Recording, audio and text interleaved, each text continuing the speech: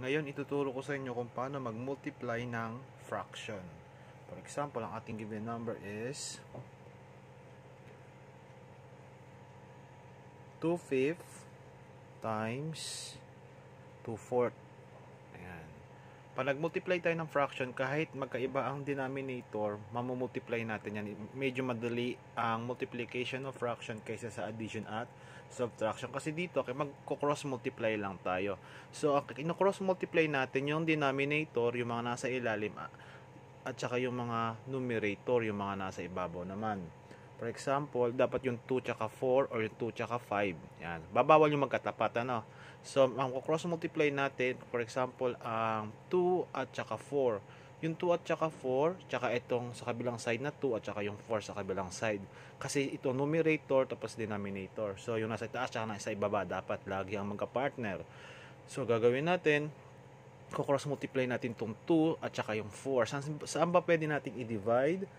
O yung 2 tsaka 4 ng sabay. So, pwede natin silang i-divide sa 2. So, yung 2 divided by 2, sila ay magiging 1 na. 4 divided by 2, ito ay magiging 2. So, ngayon, ang natira ay 1, tapos 1/5, tsaka 2 over 2. Yung 4 naging 2 na lang siya ngayon.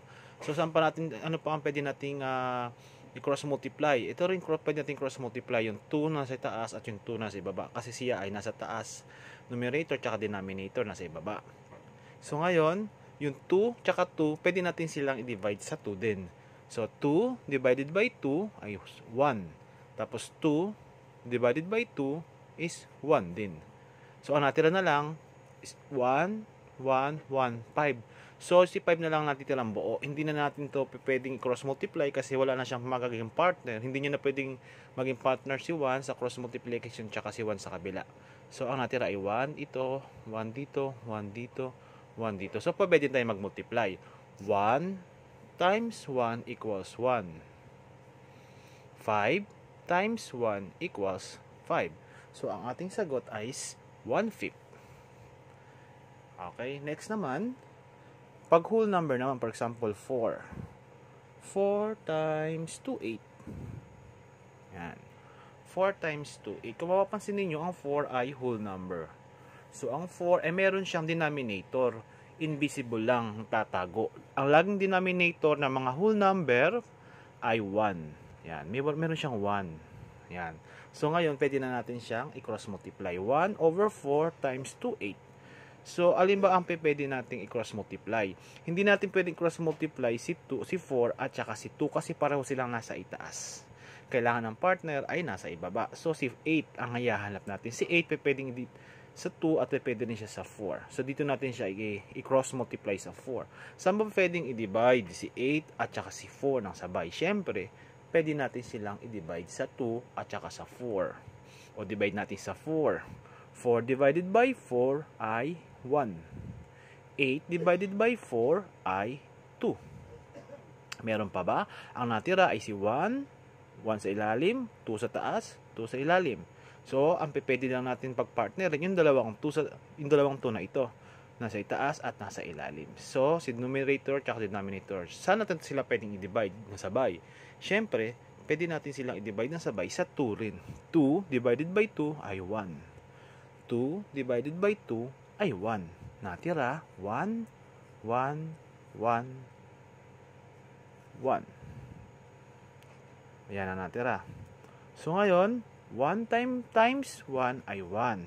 1 times 1 ay 1. So, ito ay equals din sa 1.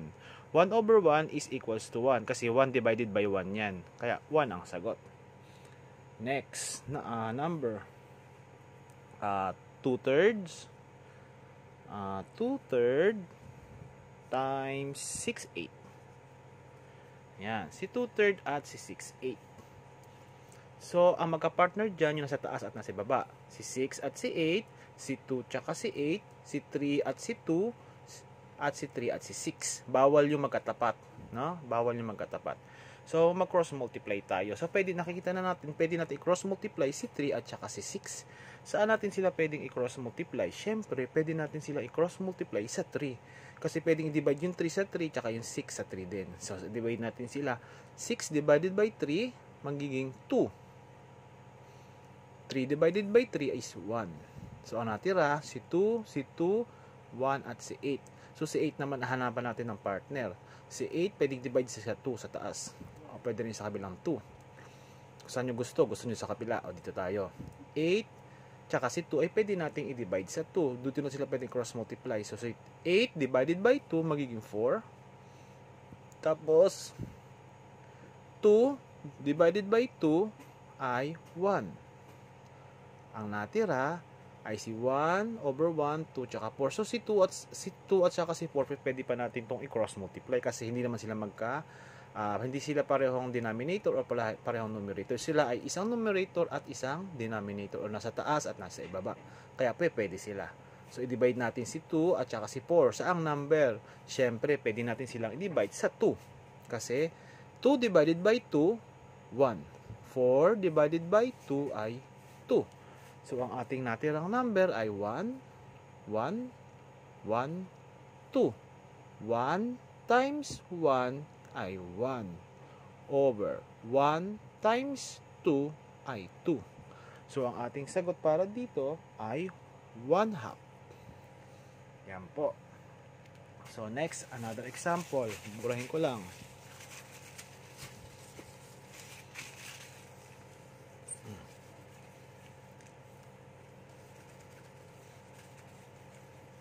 Yan, hindi maganda magkakabura ko. Next example is 2/8. 2 over 8 times 20. O whole number si 20.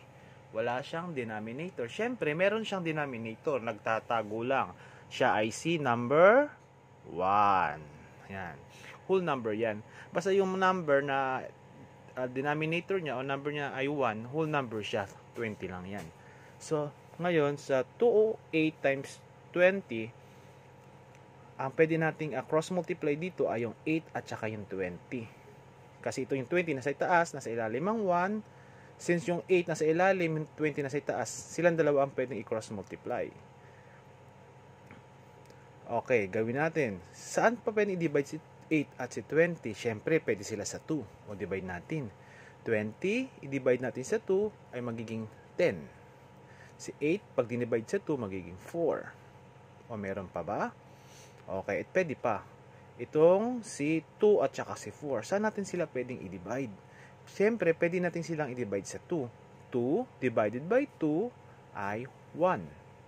4 divided by 2 ay 2. So, ang natira ay 1, 10, 2, at 1. So, pwede pa ba natin i-divide si 10 at saka sa 2? Yes. Pwede pa natin silang i-divide sa... Anong number pwede i-divide si 10 at saka si 2 ng sabay? Sa 2. Ang 10, pag hinati o dinivide natin sa 2, ay magiging 5 lang or 5. Tapos, ang 2, pag dinivide natin sa 2, ay magiging 1. Ang natira na lang ay 1, 5, 1, 1. So, magta-times na tayo ngayon. Yan. 1 times 5 ay 5. Over 1 times 1 is 1. So, sabi ko kanina, kapag ang denominator ng number ay 1, ibig sabihin whole number siya. Siya ay 5. 5 lang siya. Kasi ito ay invisible. Next. 8 over, 8. Kaya natin whole number ang 8. 8 times 3 over 6. So, si 8 walang partner. Siyempre may partner yan. Nahihiya lang siya. Si number, tama, number 1. Yan. Nalagyan natin siya ng number 1 sa ilalim para ma-multiply natin. So, i-cross-multiply na natin. Sa atin pa pwede cross-multiply. Ang pwede lang ay si 6 at saka si 8, si 6 at saka si 3. Bawal yung magkatapat. Kailangan nasa ilalim at nasa itaas. So, pwede natin multiply si 3 at saka si 6. Saan natin sila multiply? Okay, pwede natin silang multiply sa 3. Or i-divide pala, I'm sorry. 3 divided by 3 ay 1. 6 divided by 3 ay 2. Ang natira ay si 8, 1, 1, 2. Sino pa pwede natin i-divide? Yung nasa taas at nasa ibaba. Siyempre si 8 nasa taas, nasa ibaba naman si 2. So, silang dalawa ang pwede natin i-cross multiply. Saang number? Sa 2. 8 divided by 2 ay 4. And 2 divided by 2 ay 1. So, ang natira na lang ay si 4, 1, 1, 1. Wala na magiging partner si 2 kasi puro 1 na yan. So, ang natira, 4, 1, 1, 1. I-times na natin. 4 times 1 ay 4. Over 1 times 1 is 1. O, diba? Ang sabi ko kanina, kapag ang denominator ay 1, siya ay magiging whole number. Siya ay magiging 4. 4 lang ang sagot. So, ganyan lang ang pagmumultiply ng fraction.